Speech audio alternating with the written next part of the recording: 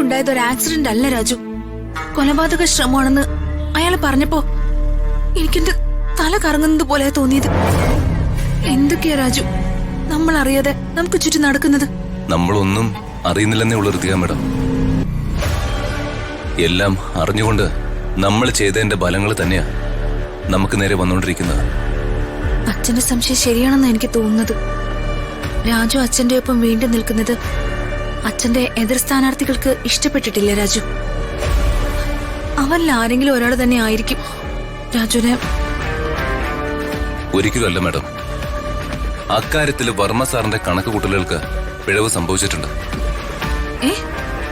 അതെ മേഡം, നിങ്ങൾ കരുതുന്ന പോലെ ഒരു ആക്സിഡന്റിലൂടെ എന്നെ തീർത്തു കളയാന്ന് വിചാരിച്ചത് വർമ്മ സാറിന്റെ രാഷ്ട്രീയ ശത്രുക്കളൊന്നുമല്ല. പിന്നെ ആ പോലീസ് ഉദ്യോഗസ്ഥൻ ആക്സിഡന്റിനെ കുറിച്ച് സംസാരിച്ചപ്പോ ദീപകിന്റെ മുഖഭാവം ഋതിക മേഡം ശ്രദ്ധിച്ചായിരുന്നോ? ഇല്ല രാജു. എന്നാ ഞാൻ ശ്രദ്ധിച്ചു. അതുവരെ നോർമലായിട്ട് ബിഹേവ് ചെയ്തുകൊണ്ടിരുന്ന അവന്റെ മുഖത്ത് ആ കാര്യം കേട്ടപ്പോഴുണ്ടായ ഭയവും വേവലാതിയും ഞാൻ കണ്ടു.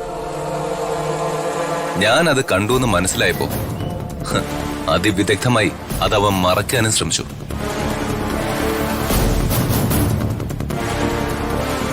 രാജു പറയുന്നത് സത്യമാണെങ്കിൽ നമുക്കിത് എത്രയും പെട്ടെന്ന് അച്ഛനെ അറിയിക്കണം. രാജുവിനെതിരെ അങ്ങനെ ചിന്തിക്കാനും പ്രവർത്തിക്കാനും അവൻ ധൈര്യം കാണിച്ചിട്ടുണ്ടെങ്കിൽ ഇനി അവൻ എന്റെ വീട്ടിൽ തുടരാൻ യോഗ്യനല്ല. ഇത് അവന്റെ മാത്രം പ്ലാൻ ആയിരിക്കില്ല രാജു. അവനേക്കാൾ കൂടിയ വിഷ അമ്മായി. അവനെ കൊണ്ട് അമ്മായി ചെയ്യിക്കുന്നതാ ഇതെല്ലാം. ഞാൻ അച്ഛനെ വിളിക്കട്ടെ. വേണ്ട ഋതിക മേഡം. രാജു എന്തീ പറയുന്നേ?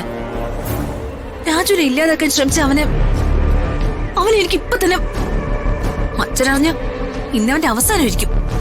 രാജു ഫോൺ ചെയ്താ. ഇപ്പൊ വേണ്ട ഋതിക മേഡം. ദീപകല്ല ഇപ്പൊ എന്റെ പ്രശ്നം. ഞാൻ ആലോചിക്കുന്നത് ആ DNA റിപ്പോർട്ടിനെ കുറിച്ചാ.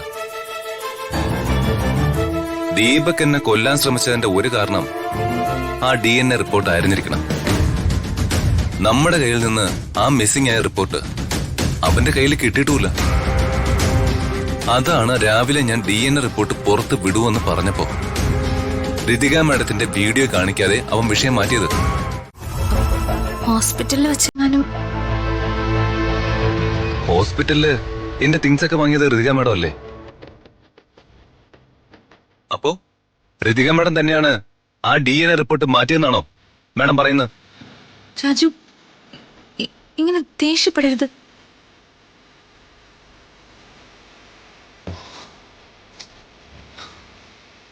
Sorry madam. നഷ്ടപ്പെട്ട ആ റിപ്പോർട്ടിന്റെ കാര്യം ആലോചിച്ച് സമയം കളയുന്നതിലും നല്ലത് വീണ്ടും ഒരു DNA ടെസ്റ്റ് കൂടി നടത്തുന്നതല്ലേ? വേറെ എന്താ ഈ പറയുന്നത്?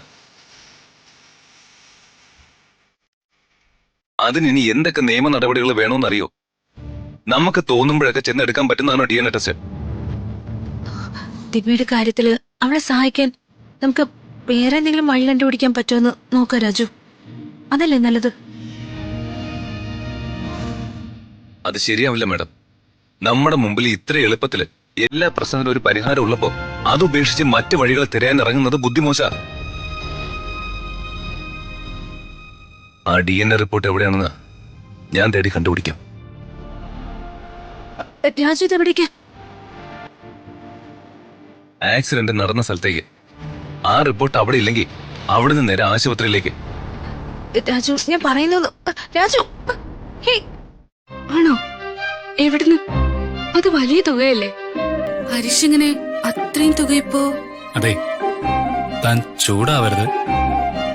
എന്താ? ഞാനേ എന്റെ കഴുത്തി കിടന്ന മാലയങ്ങ് വിറ്റു. എന്ത് പണിയാ ഹരിഷ് നീ കാണിച്ചത്? അതിന്റെയൊക്കെ ആവശ്യം ഉണ്ടായിരുന്നോ? ഇത് കുറച്ച് കൂടുന്നുണ്ട് കേട്ടോ. ഇനി വിൽക്കാൻ എന്താ ബാക്കിയുള്ളേ? ഓരോ ആവശ്യങ്ങൾ വരുമ്പോഴും ഇങ്ങനെ ഓരോ ഓർണമെന്റ്സ് വിൽക്കാൻ തുടങ്ങിയാൽ എങ്ങനെയാ? വർമ്മ സാറിനോട് ഒരു വാക്ക് പറഞ്ഞിരുന്നെങ്കിൽ ഏത് കോളേജിലാണെന്ന് പറയേണ്ട താമസം. അഡ്മിഷൻ റെഡിയാക്കി തന്നേനെ. അതൊന്നും ശരിയാവില്ലടോ. അവരെ എല്ലാരെയും ഒരുപാട് ബുദ്ധിമുട്ടിച്ചിട്ടാ നമ്മുടെ വിവാഹം അധികം നടത്തി തന്നത്. നന്നായി ജീവിച്ചു കാണിക്കണമെന്ന് വർമ്മ സാർ പറഞ്ഞത് ഓർമ്മയില്ല എനിക്ക്. എന്നിട്ട് വർമ്മ സാറിന്റെ അടുത്തേക്ക് തന്നെ ആവശ്യങ്ങൾ പറഞ്ഞ് ചെല്ലുന്നത് ശരിയാണോ? ശരി, ഇപ്പൊ മാല വിറ്റ് അഡ്മിഷൻ ഫീസ് അടച്ചു. ഇനിയും ഇല്ലേ 100 കൂട്ടം കാര്യങ്ങള്. ടെക്സ്റ്റുകൾ വാങ്ങണം, കോളേജ് ഫീസ് എന്നൊക്കെ പറഞ്ഞു തുടങ്ങിയാലേ കോഴ്സ് കഴിയുന്നത് വരെ ഫീസ് എങ്ങനെ നീണ്ടുപോകും. കാശ് ഇങ്ങനെ കയ്യിൽ നിന്ന് ഇറങ്ങിക്കൊണ്ടുമിരിക്കും. ഇതിനൊക്കെ എന്തെങ്കിലും കണ്ടുവച്ചിട്ടുണ്ടോ? മോൻ പോയി ആ അഡ്മിഷൻ ഫീസ് തിരിച്ചു വാങ്ങിക്കൊണ്ടുവാ. പിന്നെ ഒരു ഡിഗ്രി കൊണ്ട് ഒരു ജോലി കിട്ടുമെന്ന് ഞാൻ നോക്കാം. ആദ്യം നമുക്ക് സ്വന്തം കാലിൽ നിൽക്കാം, എന്നിട്ട് മതി മുന്നോട്ടുള്ള പഠിത്തം. എടോ, അതൊന്നും ശരിയാവില്ല. എനിക്ക് തന്നെ പഠിപ്പിക്കണം, പഠിപ്പിച്ച് വലിയൊരു നിലയിലാക്കണം. താൻ കൈ നിറച്ച് ശമ്പളം വാങ്ങുന്നത് കണ്ട് അമ്മ തന്നെ സ്വീകരിക്കാൻ വരും. ഒരു ചില്ലി കാശി അമ്മയ്ക്ക് കൊടുക്കില്ല. അപ്പോഴേക്കും എന്റെ സ്വന്തം അധ്വാനത്തിൽ അമ്മ പണിത വീടിന്റെ നേരെ എതിർവശത്ത് ഞാൻ വേറൊരു വീട് വെക്കും. കൊള്ളാലോ ആഗ്രഹങ്ങള്. എന്തോ ജോലി ശരിയായിട്ടുണ്ടെന്ന് തോന്നുന്നല്ലോ. അതൊക്കെ റെഡിയായിട്ടുണ്ട്. തന്നെ എനിക്ക് പഠിപ്പിക്കണ്ടേ? എന്ത് ജോലിയാ? എന്റെ പരിചയത്തിലൊരു ചേട്ടന്റെ ഓട്ടോറിക്ഷ ഓടിക്കാൻ. ഓട്ടോറിക്ഷ ഓടിക്കാനോ? ഞാൻ ഒരുപാട് അന്വേഷിച്ചു. സർട്ടിഫിക്കറ്റ് ഇല്ലാത്തതുകൊണ്ട് എവിടെ ജോലി കിട്ടാനാ? ഇത് തൽക്കാലത്തേക്ക് മാത്രം. മറ്റൊരു ജോലി ശരിയാവുന്നത് വരെ നല്ലൊരു വരുമാനമുള്ള ജോലി വേണ്ടേ?